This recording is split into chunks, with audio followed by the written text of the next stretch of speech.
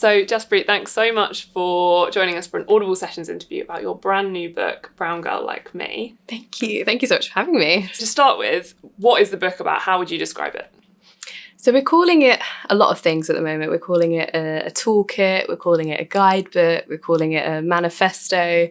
But the way I've been describing it is that it's the book I wished I had growing up. It's the book I wished existed for me as a young brown girl who was born and raised in the Western world, but having to navigate all these different parts of my identity. And it's collated together not only kind of my own anecdotal stories growing up, but I've been interviewing lots of different South Asian women from across the country for the last 4 years, collating all their stories, their advice, and putting that all together as this guidebook for other South Asian girls like myself to know that they're not alone in this and to hopefully guide them in all those struggles and issues that might come up in their daily lives. And lots of people who already know you might know you from your poetry, but also talking about mental health. Yeah. So I wondered from your perspective what your first experience was telling someone about your anxiety. I guess the first experience of it for myself was using poetry as a way to explore and express a lot of those emotions I was bottling in as a teenager. And because I was growing up in quite a traditional Punjabi family where we didn't speak about mental health at the time, like many other South Asian cultures, it was still quite a taboo subject, something that we did brush under the carpet. I was really reluctant to speak to my teachers about it, friends about it, didn't even want to go to my family GP because I thought, would that kind of spread amongst my family and the community? And I know that's something a lot of South Asian women can definitely resonate with. And then I finally plucked up the courage to really be honest with myself and my family and my friends about my mental health journey back in 2017. And I think that was kind of the transition point for me when I'd been asked by Tedx London to do a talk about how I'd been using creative writing to support my mental health journey.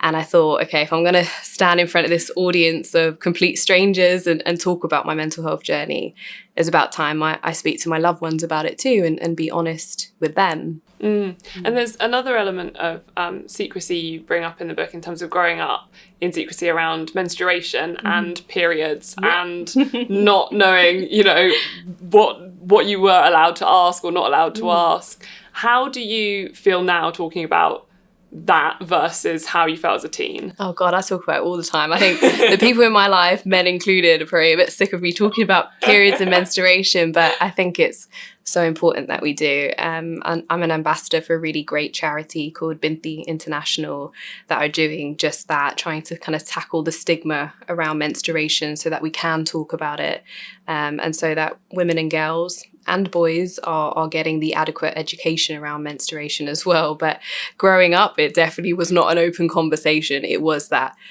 okay, I started my period, got told how to use menstrual products, and that was about it. No ongoing conversations about it, none of that, because it was so taboo.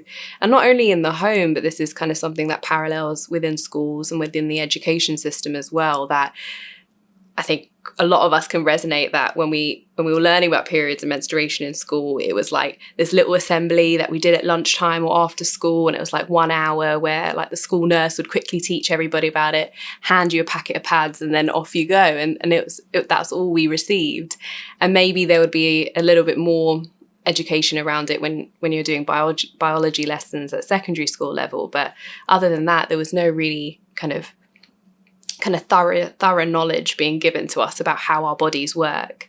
And it's only now in my 20s that I've really taken the time to understand how my body works and how my menstrual cycle works. And I feel like if a lot of young women learnt about these things earlier on, it would save us from a lot of the struggles that we might be facing. So that chapter is a really interesting one about kind of tackling that taboo of menstruation, and hopefully we get to a point where it is just an open conversation, it is normalised because it is a normal bodily process.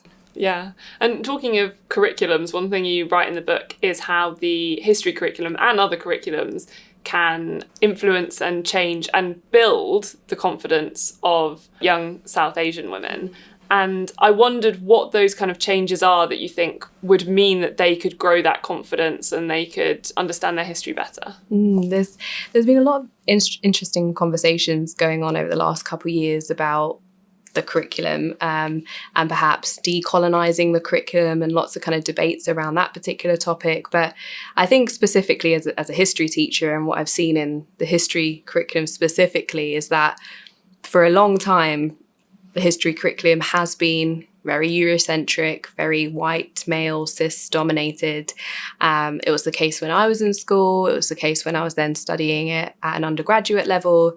And then when I became a teacher, that was still the case. And it felt like it was on the teachers themselves to try and make the curriculum more inclusive. And there was a lot of times where I was kind of bringing in extra resources, bringing in all these other stories about more diverse histories to show students that history can be relatable to them and it can be accessible. And there's people that look like them at these moments of time in history. The only time at the moment the young South Asian women see themselves in the curriculum is maybe in a PSHE lesson when they learn about Malala, or when they're learning about FGM and grooming. It's all these narratives that are around kind of tropes around South Asian women and the way that we've been stereotyped and labelled, rather than anything that can be kind of empowering and inspiring and aspirational. There's so little of that kind of included. But ultimately, towards the end of that chapter, I have highlighted the fact that politically, as governments change, as policies change, as leaders change, that curriculum will change as well. So putting the onus back on us on kind of an individual level about the kind of self-education that we can be doing for ourselves. So we're not just dependent on the classroom, and we're not just dependent on the education system to provide us with this knowledge, that there's books to read, there's videos to watch, there's documentaries, there's literature, fiction, non-fiction, there's inspiring role models perhaps in their communities that they can look to provide themselves with the education that they might not be getting within the classrooms. And when we go beyond school and we go beyond the curriculum, what do South Asian women experience in the workplace? Are there specific things that they're coming up against due to their background and the fact that everyone else has, the kind of the white vision? Yes, the white vision. Absolutely. I think that's the perfect way to describe it. It's really interesting when we kind of look at the experiences of South Asian women in the workplace, because academically before that point, they're doing exceptionally well. And South Asian girls academically are some of the second smartest in the country. We follow closely behind Chinese boys and girls. So academically, we're doing really well. We're getting the grades, we're getting the qualifications. We then kind of go on to university. A lot of South Asian girls are then kind of going on to doing undergraduate degrees and maybe kind of postgraduate degrees. But then something seems to happen when we get to the workplace, where all those aspirations, that hard work we've been putting in, doesn't seem to be valued. And I think a lot of that comes down to how the rest of society see Asian women. And for so long, we have been labelled and we have been stereotyped as quite passive, quite docile, quite weak and quiet compared to other women.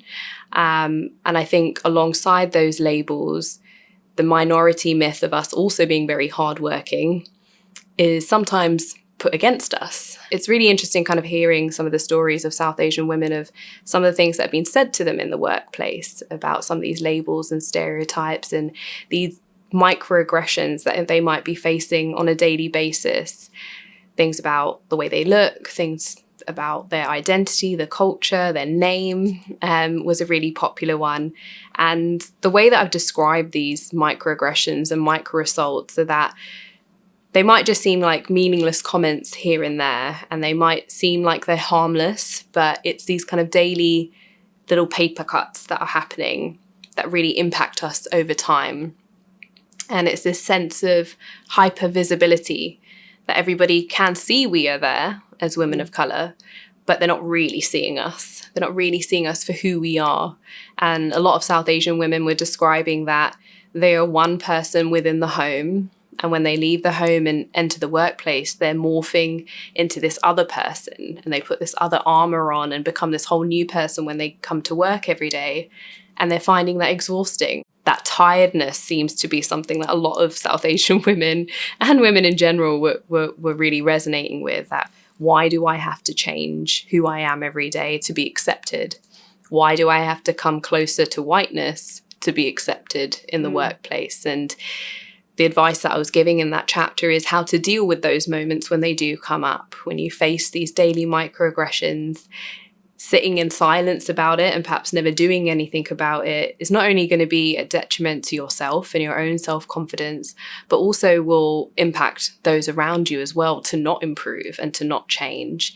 So putting a little bit of the onus on ourselves of standing up for ourselves when those moments do arise, but also in the right wider sense of what workplaces can be doing better.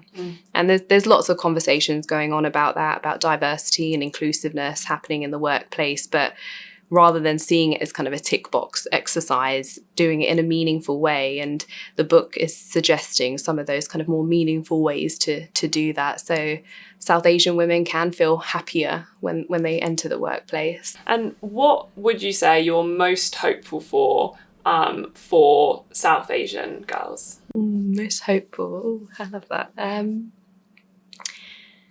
What I'm really hoping for is, I guess, one of the main aims of this book, and what was at the nucleus of this book, was a sense of healing.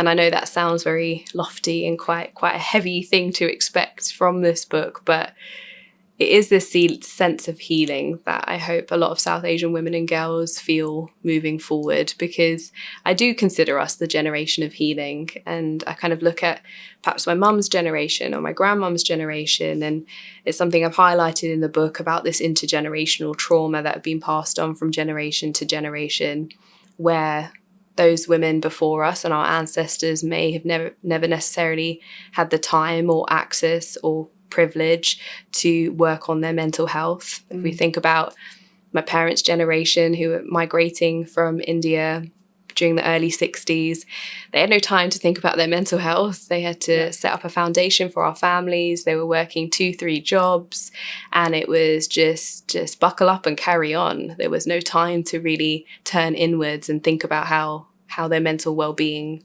was going. Whereas now the current generation can definitely take that time. And I think we need to kind of tap into that so that we can heal. And with that healing will also come a sense of self-empowerment, more self-confidence, and that strong foundation of self-love. So I'm hoping for healing. Brilliant. Well, thank you so much. It's been such a pleasure to chat, and I really enjoyed reading the book. Thank you.